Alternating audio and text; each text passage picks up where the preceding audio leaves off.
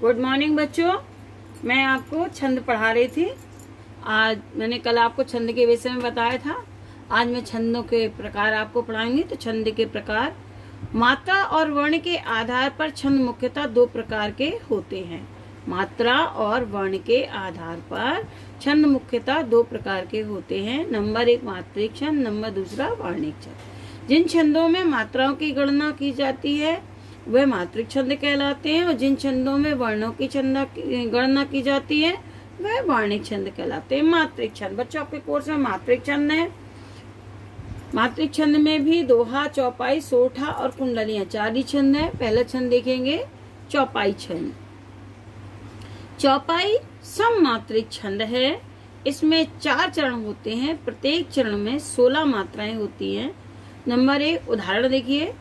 पहला एक उदाहरण, निरख सिद्ध साधक अनुरागे सहज सने सराहन लागे होत न भूतल भरत भाव भरत को अचर सचर चर अचर करत को। तो निरख सिद्ध साधक अनुरागे, यहाँ तक 16 मात्राएं होनी चाहिए। तो देखिए लघु लघु लघु गुरु लघु। अब ये गुरु क्यों है? क्योंकि संयुक्त अक्षर से पूर्व का वर्ण है, इसलिए गुरु है। गुरु लघु लघु लघु लघु गुरु गुरु। मात्रा गिनिए 1 2 3 4 5 6 7 8 9 10 11 12 13 14 15 16। ये 16 मात्राएं हैं। अब इधर भी 16 होंगी। 1 2 3 4 5 6 7 8 9 10 11 12 13 14 15 16। ठीक है, ठीक। ऊपर वाली पंक्ति में मात्राएं लगाएंगे, सब में लगाने की कोई आवश्यकता नहीं है। स्पष्टीकरण लिख देंगे। इस छंद के प्रत्येक चरण में 16 मात्राएं हैं, अतः यह चौपाई छंद है। दूसरा उदाहरण देखें, बहुत सबको याद रहता है। मंगल भवन अमंगल हारी द्रव सो दशरथ अजर बिहारी। अब मंगल पे अंकी बिंदी लगी हुई है। जहाँ पर अंकी बिंदी होती है वो वर्ण गुरु माना जाता है, लेकिन यदि उसकी जगह चंद्र बिंदु होती तो वो लघु माना जाता है। तो इसको दो गिनेंगे। तो गुरु लघु लघु लघु लघु लघु लघु गुरु लघु लघु गुरु गुरु। तो 2 3 4 5 6 7 8 9 10 11 12 13 14 15 16। ठीक है। अब ऐसा ये रा लगा है, लेकिन इसके पूर्व का वर्ण होता तो गुरु है, ये गुरु नहीं होगा। तो 1 2 3 4 5 6 7 8 9 10 11 12 13 14 15 16। ठीक है। तो स्पष्टीकरण वही होगा। इस छंद के प्रत्येक चरण में 16 मात्राएं होती हैं, इसलिए यह चौपाई छंद है। अब देखिए बच्चे कहने लगते हैं हमें चौपाई छंद आता ही नहीं है, हमें याद ही नहीं है। तो याद सबको होता है। हनुमान चालीसा का एक मैं उदाहरण लिख रही हूँ, सबको याद होगा। जय हनुमान ज्ञान गुण सागर जय कपीस तेउ लोक उजागर राम दूत अतुलित बल धामा अंजन पुत्र पवन सुत नामा। बच्चों आपके मन में एक प्रश्न और उठा होगा कि ये क्रॉस क्रॉस क्यों लगा है। परिभाषा कहती है इसमें 4 चरण होते हैं, लेकिन ये अर्धाली है। एक लाइन लिखेंगे तो इसको पूरा करने के लिए हम ये क्रॉस क्रॉस लगाए हैं। क्रॉस क्रॉस लगा के विराम, इसका मतलब ये है कि आपके पूरे 4 चरण हो गए, इसलिए क्रॉस लगाए हैं। अब देखिए जय हनुमान ज्ञान गुण सागर, यहाँ 16 मात्राएं होनी चाहिए। तो लघु लघु लघु लघु गुरु लघु गुरु लघु लघु लघु गुरु लघु लघु। 1 2 3 4 5 6 7 8 9 10 11 12 13 14 15 16। अब ऊपर वाली पंक्ति में लगा देते हैं तो उसकी पूरी मात्राएं मान ली जाती हैं। प्रत्येक में लगाने की कोई आवश्यकता नहीं। ये आपका चौपाई छंद हुआ। ऐसे मात्रा लगा के स्पष्टीकरण एक बार लिख दिया हमने, वैसे लिखेंगे। इस चरण के प्रत्येक चरण में 16 मात्राएं होती हैं, अतः ये चौपाई छंद है। अब आपका चौपाई छंद पूरा हुआ। मैं आपको अब दोहा छंद पढ़ाने जा रही हूँ। दोहा छंद की परिभाषा देखें। अभी चौपाई को मैंने बताया था ये सममात्रिक छंद है, क्योंकि प्रत्येक चरण में 16 मात्रा है। अब इसके प्रत्येक चरण में एक सी मात्राएं नहीं होती हैं, इसलिए यह एक अर्ध सममात्रिक छंद है। परिभाषा में है लिखेंगे, यह एक अर्ध सममात्रिक छंद है।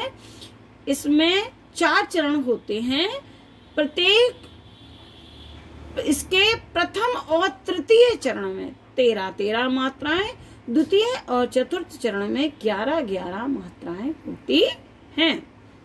प्रथम और तृतीय में 13-13 और द्वितीय और चतुर्थ में 11-11, इसीलिए इसको अर्ध सममात्रिक छंद कहा है कि आधे में समान और आधे में असमान, तो इसलिए ये अर्ध सममात्रिक छंद है। उदाहरण देखिए, भत रस लालच लाल की मुरली धरी लुकाए, दो ऐसे ही पढ़ा जाता है, इसलिए छंद को पढ़ के बता रही हूँ। सोए करे मोहन हंसे देन कहे नट जाए। अब विराम 13 पर आपको यति मिलेगी, यति माने अल्प विराम। भत रस लालच लाल की, अल्प विराम हुआ, यहाँ 13 होनी चाहिए। मात्राएं गिने, लघु लघु लघु लघु गुरु लघु लघु गुरु लघु गुरु, 1 2 3 4 5 6 7 8 9 10 11 12 13, 13 लिख दी। अब यहाँ मुरली धरी लुकाए, यहाँ 11 होनी चाहिए, तो छोटे की मात्रा लगी है, इसे लघु लघु लघु गुरु लघु गुरु लघु गुरु लघु। तो 1 2 3 4 5 6 7 8 9 10 11, 4 3 7 4 11। स्पष्टीकरण लिखेंगे, इस उदाहरण के प्रथम और तृतीय चरण में 13-13 मात्राएं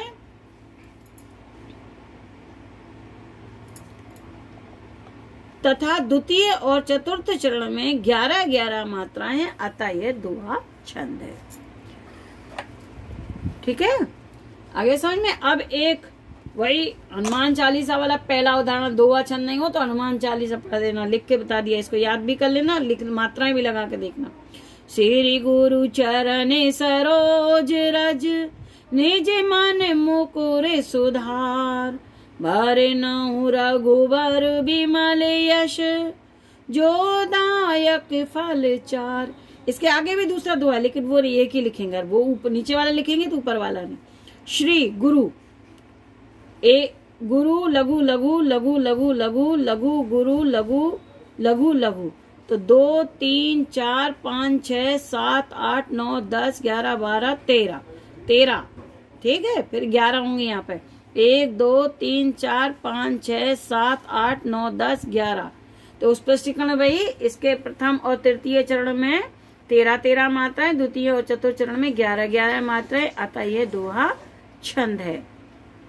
बच्चों ऊपर वाली लाइन में लगाएं, सब मात्राएं सब लाइनों में लगाने की कोशिश ना करें, ठीक है। अब मैंने आपको ये आज दोहा और चौपाई छंद पढ़ा दिए हैं, कल मैं आपको सोठा और कुंडलीय पढ़ाऊंगी।